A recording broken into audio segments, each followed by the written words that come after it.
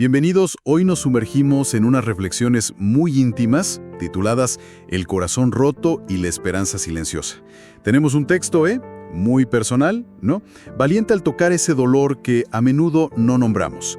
Explora la resiliencia, esa fuerza que sale de las heridas, y también la búsqueda de conexión. Hoy queremos, profundizar juntos en estas ideas. Las marcas del sufrimiento, el peso del silencio y cómo incluso sintiendo que algo se rompió para siempre, puede quedar una esperanza. Bueno, vamos a desgranar esto. La honestidad del texto es, la verdad, un punto de partida muy potente. Creo es cómo resuena en todos, ¿no? Ese dolor silencioso que mencionas, que no se grita, pero que, se siente en el cuerpo. O la soledad incluso rodeada de gente. Esa sensación de que algo adentro cambió y no hay vuelta atrás. Lo fascinante aquí es cómo logra ponerle palabras a algo tan profundo que muchos viven, pero callan. Y es muy valioso detenernos en esto, ¿sabes? Especialmente hoy, con tanta presión por mostrarse siempre fuerte. Sí, total. Retomemos esa frase del inicio que impacta fuerte. Hay dolores que no gritan pero pesan. Y el texto lo describe de forma casi palpable, ¿no? El peso en los hombros, la respiración corta, un cansancio que parece venir del alma. Sí, es muy vívido. Y da ejemplos concretos de esa vida detenida. El hijo que no llama, el padre aferrado a heridas viejas y la propia lucha interna de la autora, entre el amor y una tristeza que no se va, intentando entender por qué algunas fracturas simplemente no cierran. Es un retrato muy claro de ese estancamiento emocional, de sentirse como atrapado. Y lo interesante es cómo valida esa lucha interna, esa mezcla de amor y dolor que puede ser tan desconcertante. Que no es una cosa o la otra. Exacto. Muchas veces son las dos cosas a la vez. Luego el relato cambia de tono un poco. Nos lleva a un viaje a Uruguay. Una anécdota. Describe a sus suegros, mayores, 89 y 87 años, y habla de verlos cuidarse con una ternura que conmueve. Ajá. Y comparte algo muy particular, una sensación de descanso que recibió de ellos. Casi como un regalo. Lo describe como un permiso no verbal en la mirada, para soltar un poco esa armadura de ser fuerte todo el tiempo.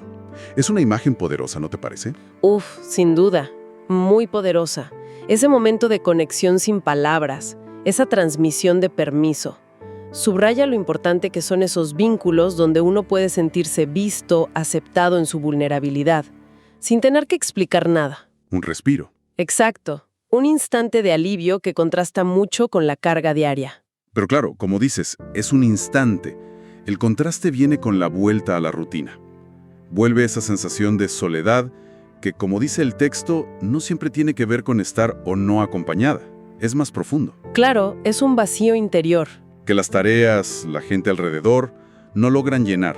Dice que hasta el aire corta. Una descripción muy cruda de esa desconexión interna. Y esa desconexión, parece, es el terreno fértil para lo que llama una crisis, que se dispara por algo pequeño, una discusión. Pero aquí viene lo clave, ¿no? Se da cuenta de que el dolor fuerte de ese momento no era por la discusión en sí. Sino por lo otro. Exacto, por todo lo que nunca se dijo. Los gestos esperados que no llegaron, las disculpas ausentes, las necesidades no vistas. Esto plantea una cuestión importante sobre las relaciones, el poder enorme de lo no dicho. El peso de las expectativas silenciosas. Ajá, y cómo esos vacíos se acumulan y pueden, romper la conexión. Sí, el peso de ese silencio acumulado. Y de ahí, de esa experiencia de quiebre, sale la metáfora central del texto, creo yo. Cuando el alma se rompe, el corazón se recompone, pero nunca encaja igual. Quedan grietas, y en esas grietas entra el frío. Se te queda grabada esa imagen. Es muy potente, sí, porque captura bien la naturaleza de la cicatrización emocional. No es que no haya recuperación, el corazón se recompone, dice, pero la experiencia deja una marca, esas grietas. La vulnerabilidad que queda. Exacto. Son como esas zonas sensibles que quedan después de una herida fuerte. Quizás no solo son puntos débiles por donde entra el frío, también podrían verse como testimonios de resiliencia, ¿no? De haber sobrevivido. aunque el texto sí enfatiza más esa sensación de vulnerabilidad que queda. Y esa vulnerabilidad la conecta con otra idea fuerte, el silencio que enferma. Describe esa costumbre, quizás aprendida, de callar para no molestar, de tragarse las lágrimas, de dejar el llanto para después, un después que nunca llega. Ujú. El cuerpo no olvida. Y aquí es donde se pone realmente interesante, porque conecta directo la represión emocional con síntomas físicos. Habla de cómo lo no dicho se queda adentro y sale como insomnio, ansiedad, dolores físicos sin explicación. Justamente, eso es lo que llamamos somatización. No es nada raro, ¿eh? Está muy documentado. Cuando las emociones fuertes y constantes no encuentran salida, buscan una vía a través del cuerpo. El cuerpo se vuelve el escenario del conflicto no resuelto. Increíble cómo funciona eso. Es un recordatorio fuerte de que la salud emocional y física van de la mano. Ignorar las emociones tiene un costo real. El cuerpo sí lleva la cuenta. Totalmente. Y frente a ese silencio que daña, el texto propone la terapia. Pero no como algo fácil. La llama una ventana. Cito, hablar es abrir una ventana, aunque duela, aunque laye entre con viento. Reconoce la dificultad. No lo romantiza. Eso es importante. Claro, comparte su propia experiencia, con días buenos y malos. Días liviana, otros desecha. Pero sigue porque siente que si no voy, me hundo. Y lo clave, ve esto no como debilidad, sino como un acto de amor propio. Esa perspectiva es fundamental. Ver la terapia como una herramienta activa de cuidado personal, de autoconocimiento, incluso cuando cuesta, o justamente por eso, es enfrentar el dolor para poder procesarlo, transformarlo. En lugar de quedar atrapado. Exacto, y esa mirada madura se ve también en cómo habla del duelo por su madre. Me llamó la atención que dice extrañarla sin idealizarla, con sus sombras, con su humanidad entera. Sí, esa parte es muy honesta. Nada de nostalgia idealizada. Es un recuerdo complejo, real. Precisamente. Y de ahí saca una lección. Recordar también es sanar. Integrar a la persona completa, con sus luces y sombras, es parte de un duelo sano. Y su reflexión sobre el amor va por la misma línea de realismo. El amor no necesita ser perfecto para ser real. Solo necesita quedarse. ¡Qué frase! Si conectamos esto con una perspectiva más amplia, lo que vemos es un camino hacia la madurez emocional. Aceptar la imperfección en uno mismo, en los demás, en las relaciones y en el propio proceso de sanar. No buscar un ideal imposible, sino abrazar la vida como es. Con sus complejidades. Exacto. Y esa aceptación del imperfecto, de las grietas, se abre al final hacia un mensaje más colectivo, de solidaridad. Le habla a quienes también se sienten rotos, a quienes les resuena eso de que el corazón no se une igual.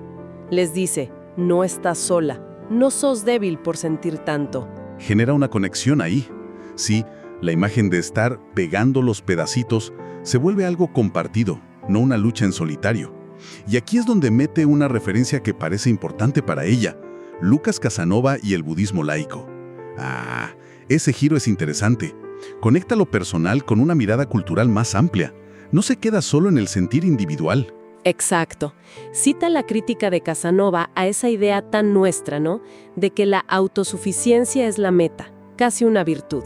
Sí, esa presión por poder solo. Esa idea de que necesitar a otros es debilidad, que extrañar a alguien es falta de amor propio, o estar roto. Y lanza esa pregunta que te deja pensando.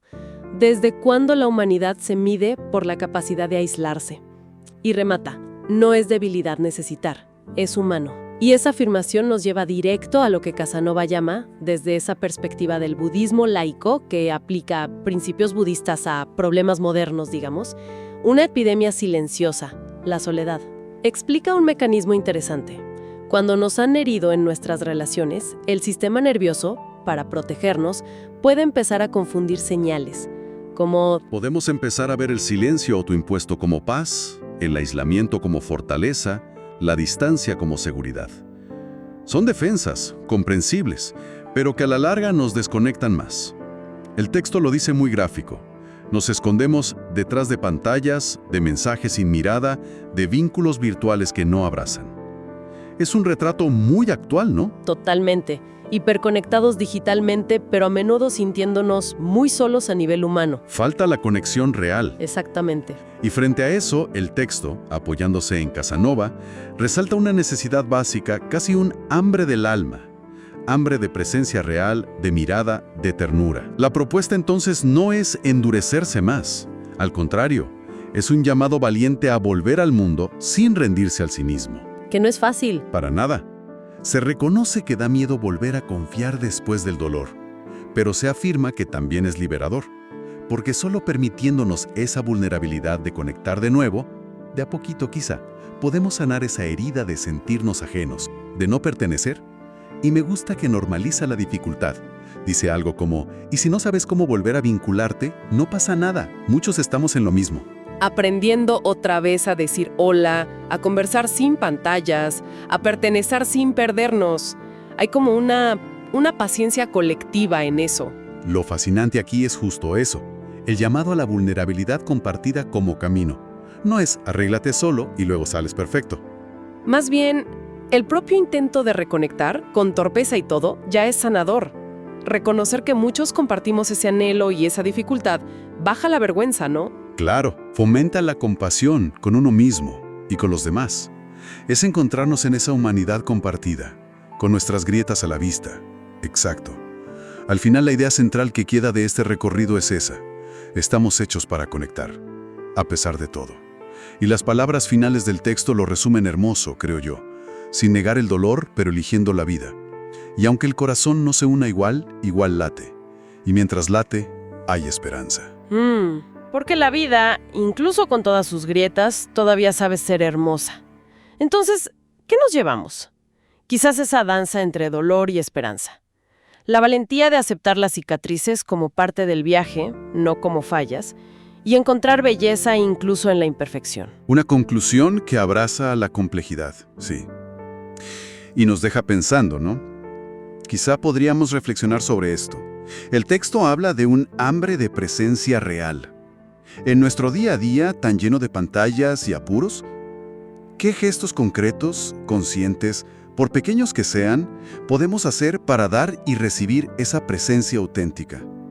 ¿Cómo practicar esa mirada atenta, esa escucha real, esa ternura que, según esto, tanto necesitamos para sanar nuestras grietas y reconocer las de los demás?